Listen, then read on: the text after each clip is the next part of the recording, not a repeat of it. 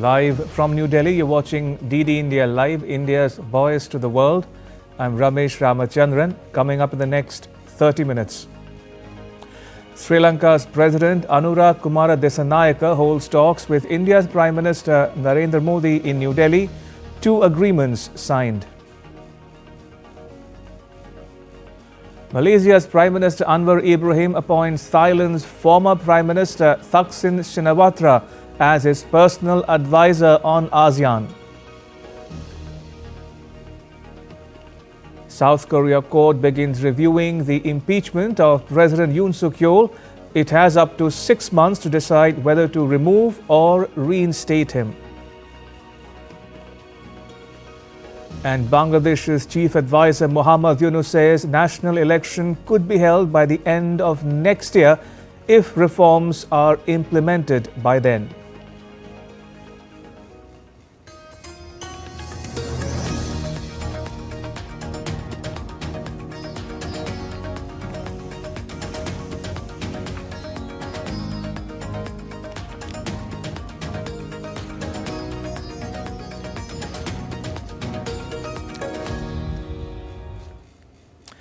India's Prime Minister Narendra Modi on Monday hosted Sri Lanka's President Anura Kumara Dissanayake for talks in New Delhi. It was Disanayake's maiden visit to India as Sri Lanka's president. 2 agreements were signed on avoidance of double taxation and capacity building. Prime Minister Modi said that both sides have adopted a futuristic vision for their partnership, focusing on investment-led growth. शिक्षा सहयोग के तहत अगले वर्ष से जाफना और पूर्वी प्रांत के विश्वविद्यालयों में 200 छात्रों को मासिक छात्रवृत्ति दी जाएगी। अगले 5 वर्षों में श्रीलंका को 1500 सिविल सर्वेंट्स को भारत में प्रशिक्षण दिया जाएगा। हाउसिंग, रिन्यूएबल एनर्जी और इंफ्रास्ट्रक्चर के साथ साथ श्रीलंका में कृषि, डेयरी और फिशरीज के विकास के लिए भी भारत सहयोग देगा. For his part, President Dissanayake said India has achieved success in digitizing its public services. He thanked Prime Minister Modi for helping his country in its debt structuring process. We faced an unprecedented economic crisis some 2 years ago, and India supported it immensely to come out of that quagmire. And it has also helped us immensely after that, especially in the debt restructuring process. Sri Lanka secures a very significant place in the foreign policy of India, I know. And Honorable Narendra Modi, the Prime Minister of India, assured us full support. Earlier in the day, Prime Minister Modi and President Anura Kumara Dissanayake held talks at Hyderabad House in New Delhi.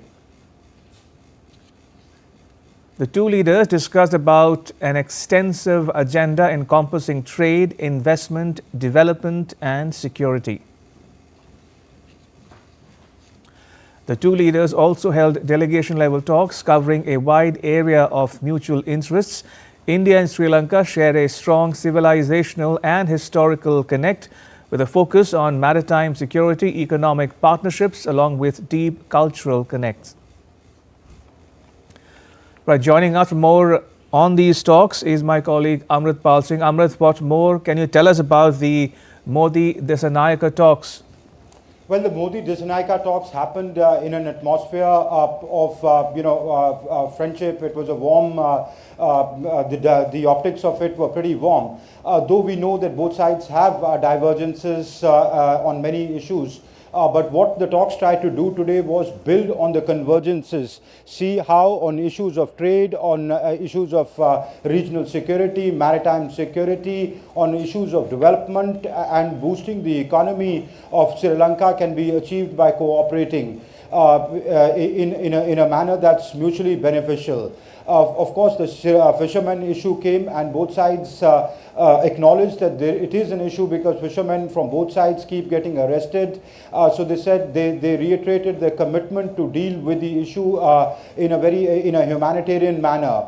Also, on the issue of being careful or being sensitive to security interests of both countries, especially Sri Lanka, assured India that it will not take any steps or allow its soil to be used for activities that are inimical to Indian interests. So I think overall the talks focused on trade, on security, on friendly ties, and on building the relationship in the development of Sri Lanka, strengthening that process.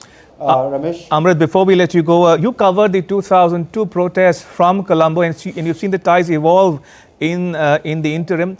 How would you describe India-Sri Lanka ties today? Well, India-Sri Lanka ties, as you said, are historical civilizational ties. But in modern times, there have been irritants in the relationship.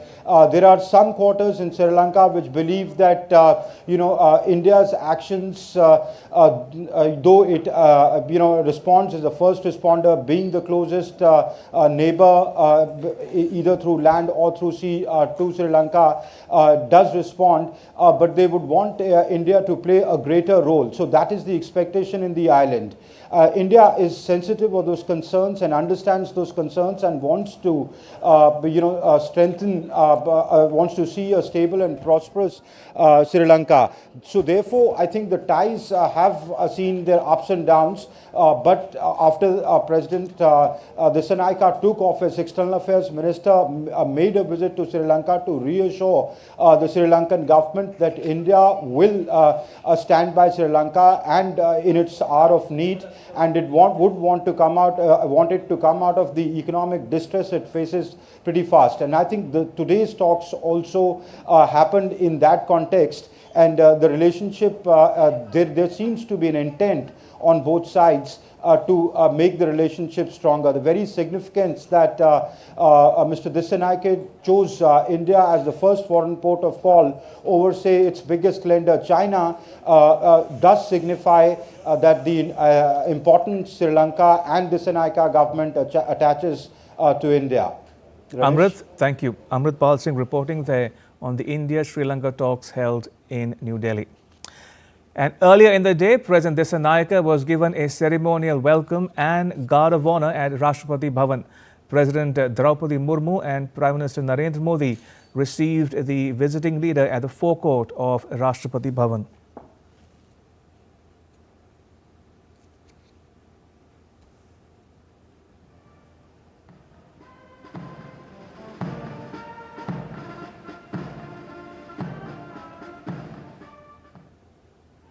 And President Dissanayake paid his respects to Mahatma Gandhi at Rajghat.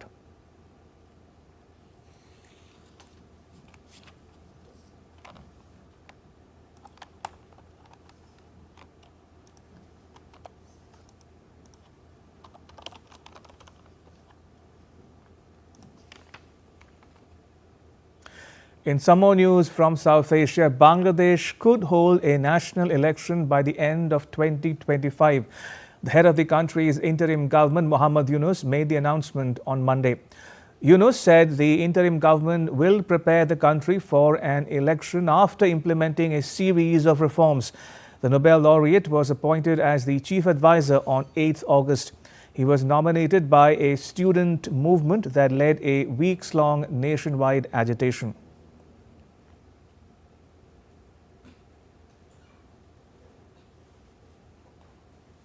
And moving to the Indo-Pacific now, Malaysia's Prime Minister Anwar Ibrahim on Monday appointed Thailand's billionaire political heavyweight and former Premier Thaksin Shinawatra as his personal advisor for when Malaysia assumes the chair of ASEAN next year.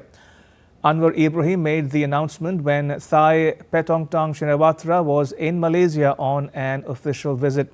The talks between the two leaders focused on addressing shared concerns over the Myanmar conflict and the South China Sea dispute. In more news from the Indo-Pacific, troubles are not ending for South Korea's President Yoon Suk-yeol. The country's Constitution Court has begun reviewing his impeachment. It has up to 6 months to decide whether to remove or reinstate him. Days after he imposed a short-lived martial law, South Korea's constitutional court kicked off proceedings over the impeachment of President Yoon Suk-yeol. The first hearing will take place on December 27th. The Constitutional Court has nearly 6 months to determine whether to uphold the impeachment of Yoon by the parliament.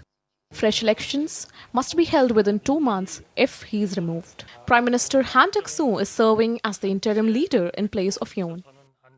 The president's decision to suspend civilian liberties on the 3rd of December triggered the country's worst political turmoil in decades. The head of Yoon's party, Han Duck-soo, has resigned amid the crisis. He said that there would have been bloodshed had the martial law not been lifted. 그날 밤, if we had not lifted the martial law that night, there could have been bloodshed between our citizens who would have taken to the streets and our young soldiers the following morning. That night, I was deeply afraid that I might not be able to prevent such a tragedy. 대통령이 한 것이라도 Meanwhile, Yoon's troubles keep mounting. He has been resisting investigators' calls for him to answer questions over the martial law. The investigators include a joint team of police, defense ministry and anti-corruption officials. Yoon and some of his inner circle face possible life imprisonment or even the death penalty if found guilty, and he remains under a travel ban. Investigators can seek a court-issued arrest warrant if Yoon continues to not cooperate. Meanwhile, neighboring Japan continues to monitor the situation in South Korea. In any case, South Korea is an important neighboring country with which we should cooperate as a partner on various issues shared by the international community. Under the current strategic environment, the importance of Japan-South Korea relations remains unchanged. We will continue to maintain close communication with the South Korean side. Yoon imposed the martial law accusing the opposition of colluding with North Korea. Bureau Report, DD India. And shifting focus to West Asia, Israel's Prime Minister Benjamin Netanyahu arrived at a Tel Aviv court on Monday to start the second week of his testimony in a long-running corruption trial. Netanyahu said that he was being hounded for his security policies. In 2019, the 75-year-old became the first sitting Israeli Prime Minister to be charged with a crime. He was indicted in 3 cases involving gifts from millionaire friends and for allegedly seeking regulatory favors for media tycoons in return for favorable news coverage. Meanwhile, Israel's Prime Minister Netanyahu spoke with U.S. President-elect Donald Trump about developments in Syria. The two leaders also discussed about moves to secure the release of Israeli and foreign hostages held by the Hamas in Gaza. We have no interest in a conflict with Syria. We will determine Israel's policy towards Syria according to the emerging reality on the ground. Together with Defense Minister Katz, I instructed the IDF to thwart the potential threats from Syria and to prevent the takeover of terrorist elements near our border. All right, now take a look at what else is making news around the world. British Prime Minister Keir Starmer met Norway's Prime Minister Zakir on Monday to discuss climate, energy and defense cooperation in Bergen. Starmer and Story spoke about the importance of their partnership in addressing current global challenges, including instability in Europe and geopolitical concerns such as the situation in Ukraine and West Asia. 7 tourists were hospitalized in a suspected case of alcohol poisoning at a luxurious resort in Fiji. The country's health ministry said the tourists were taken to hospital after suffering nausea, vomiting and neurological symptoms.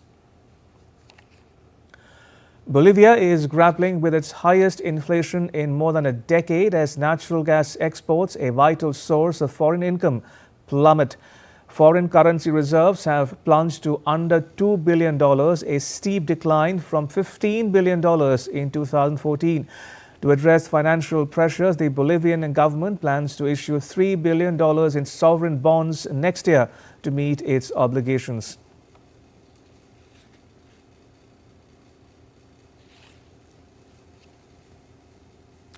Still to come on DD India Live. Children return to schools in Syria for the first time since the toppling of the Assad regime. And legendary Indian tabla maestro Zakir Hussain passes away at 73, leaving behind an unparalleled legacy.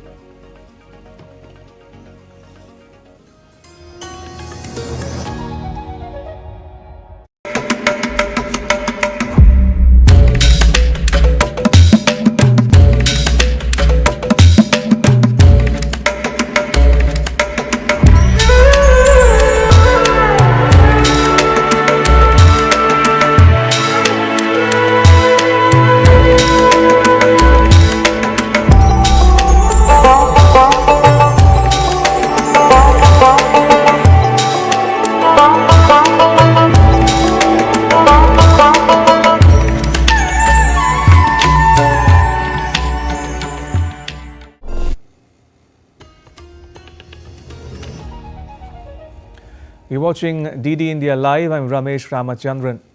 Israel has approved a plan to expand settlements in the occupied Golan Heights and allocated $11 million for it. Prime Minister Benjamin Netanyahu said that strengthening the Golan Heights is crucial for Israel's security, especially given the current situation in Syria. The new plan is only for the portion of the Golan Heights occupied by Israel since 1967. Israel annexed the Golan Heights in 1981. The seized area, which had been demilitarized as part of an agreement reached after the 1973 war, also includes Mount Hermon, which overlooks Syria's capital Damascus. Around 31,000 Israelis live in the occupied Golan Heights. The United Nations told the leader of the Hayat Tahrir al-Sham group, which toppled Bashar al-Assad, that Syria should have a credible and inclusive transition. The UN Special Envoy for Syria, Geir Pedersen, met Abu Muhammad al-Golani, who now goes under the real name Ahmed al-Shara, on Sunday in Damascus. Al-Shara and Pedersen discussed revisiting the roadmap outlined by UN Security Council Resolution 2254, which was established in 2015 as a framework for Syria's political process. Pedersen expressed hope for a quick end to sanctions to support the country's economic recovery. Meanwhile, calm is slowly returning to the streets of Syria's capital, Damascus. Children are streaming back to school for the first time since the toppling of the Assad regime. Syrian Christians also attended regular Sunday service for the first time since Assad's ouster, in an early test of assurances by the new Islamist rulers that the rights of minorities will be protected. Before Assad's fall, minorities, including Christians, worshipped freely. Some remain jittery at the prospect of an Islamist rule. Syria is home to ethnic and religious minorities, including Christians, Armenians, Kurds, and Shiite Muslims. The Assad family itself belongs to the minority Alawite faith, an offshoot of Shiite Islam in a Sunni majority Syria. Tens of thousands of Shiite Muslims have fled Syria for Lebanon in the last week out of fear of persecution by the country's new rulers.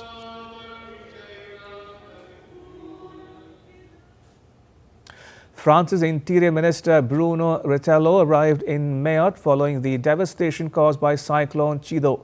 The powerful storm, with winds exceeding 200 kilometers per hour, ripped through the French Indian Ocean territory overnight, destroying homes, damaging government buildings and a hospital. Cyclone Chido is the strongest storm to hit Mayotte in over 90 years, with hundreds feared dead.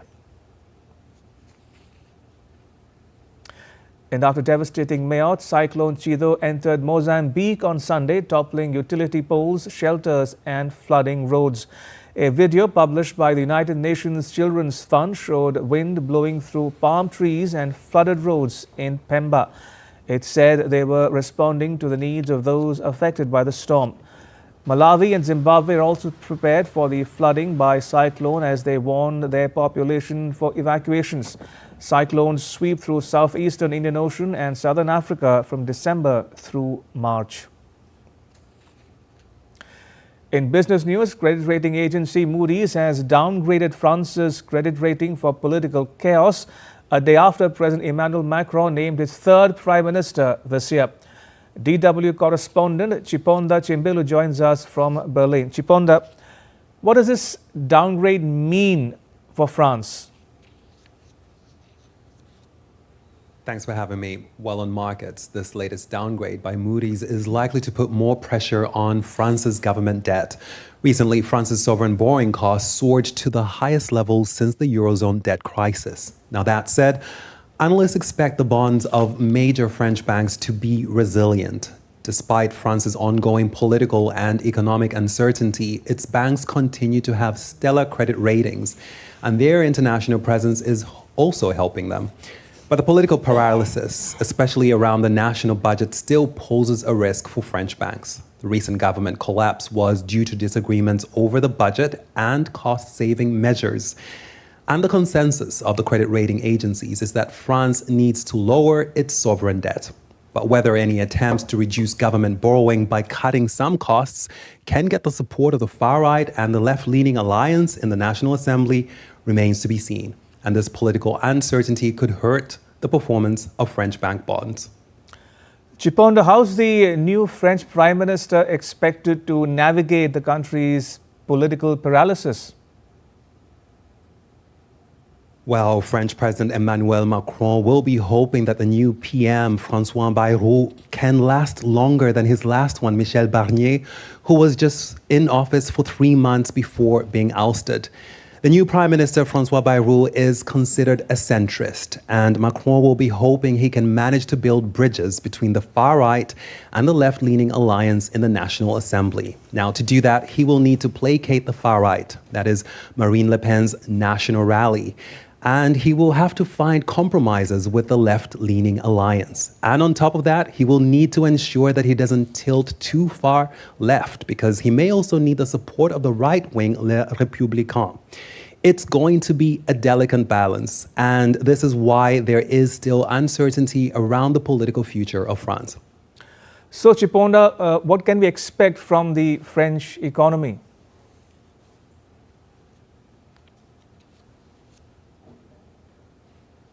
Part of the performance of France's economy will depend on whether the government can pass a national budget. The lack of one means that businesses cannot plan. Now, for those that provide services to the government, they will not know how much spending is planned for 2025. And of course, there's also uncertainty regarding whether taxes will rise and if there will be incentives for some businesses in some areas. And this comes, of course, at a time when the French economy is slowing. That doesn't make for a good business climate, and it may put off foreign investors because most of them will be struggling to make sense of the current political climate. It is uncharted territory for France, and businesses, of course, would prefer certainty over uncertainty, even if that meant they won't get everything they want. That, of course, would help them plan accordingly. Now, the political chaos also has implications for Europe because France, together with Germany, helps drive EU policy. So European policymakers are also watching the events in Paris very closely. Right, Chiponda, thank you. Chiponda Chimbelu reporting there from Berlin. To sports news now, Indian women's hockey team beat China 3-2 in penalty shootout in the final of the Women's Junior Asia Cup on Sunday to successfully defend its title. Jin Zhuang Tan scored the first goal for China, but Kanika Savach bagged the equalizer in the third quarter for India as the match went into a penalty shootout. India's goalkeeper Nidhi made 3 crucial saves during the penalty shootout to help her side lift the title. Both sides were equal stride for stride in the first quarter as they tried to find an opening goal. It was all to play for in the final 15 minutes of the game as both sides went hammer and tongs in search of a winning goal. In the penalty shootout, Sakshi Rana, Ishika and Sunalitha scored for India to defend the title.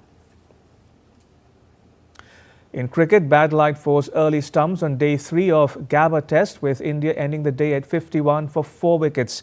Earlier, top knocks from Travis Head and Steve Smith propelled Australia to 445. Australia dominated the proceedings and comfortably got an upper hand over the Indian bowlers. The Aussie duo put on a 241-run partnership as Australia went past 400 against India for the first time in a home test since 2015. Jasprit Bumrah was the only bowler who troubled the Aussies, picking up 6 wickets. India then started its innings on a bad note, losing early wickets, with Mitchell Starc taking 2 while Pat Cummins and Josh Hazlewood taking a wicket each. KL Rahul is unbeaten on 33 at stumps. The youngest world chess champion D. Gukesh of India arrived in the country's southern city of Chennai on Monday. India's new sporting hero was swarmed upon his return, with thousands of fans congratulating and receiving the teenage world champion at the airport in Chennai.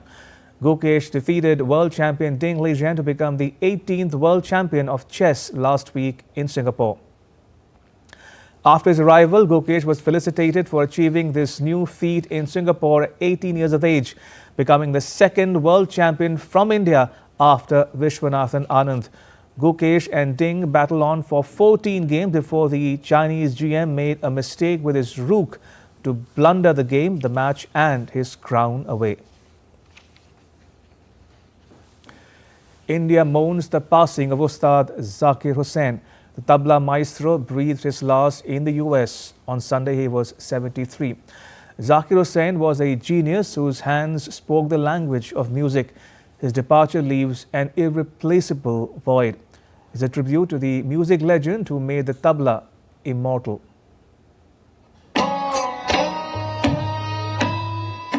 The Ustad of tabla is gone.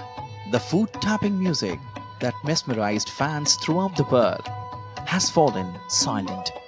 Ustad Zakir Hussain took the Indian music and instrumental tabla to the global audience. The world of music is in mourning as Ustad Zakir Hussain passed away in California due to complications from idiopathic pulmonary fibrosis. His family called his legacy extraordinary and one that is cherished by millions worldwide. Born on March 9, 1951 in Mumbai, Hussain began his journey at the tender age of 7. He was trained by his illustrious father, Ustad Allah Rakha, over 6 decades. He collaborated with Indian legends like Ravi Shankar, Ali Akbar Khan, and Shiv Kumar Sharma, and became part of Indian classical music gems. His unparalleled artistry earned him India's top Padma honors, including the Padma Shri, Padma Bhushan, Padma Vibhushan. Internationally, his 4 Grammy Awards, 3 of which were won earlier this year, showcased his global acclaim. Hussain didn't just play tabla, he redefined its possibilities. His groundbreaking 1973 fusion project Shakti with John McLaughlin and L. Shankar blended Indian classical music with jazz, creating a new genre that inspired generations of musicians worldwide. Zakir Hussain's tabla crossed borders, connecting East and West. His international collaborations from Carnegie Hall to the Royal Albert Hall brought Indian classical rhythms to the global stage, earning him a reputation as one of India's foremost cultural ambassadors. Hussain's broad smile, boyish good looks, and curly locks gave him a distinctive star persona that sometimes went beyond his music, though his hands are still. Ustad Zakir Hussain's rhythms will live forever in the hearts of those he touched and inspired. Nupur Parveen's report for DD India. India's public broadcaster Prasar Bharati has launched an OTT platform called Waves. Waves provides complete infotainment ecosystem to digital media and OTT audiences. If you want great content for free, then download Waves now. That's all for this edition of DD India Live. We'll be back with more news as it breaks here on DD India. I'm Ramesh Ramachandran from all of us here in New Delhi. Thanks for watching DD India Live.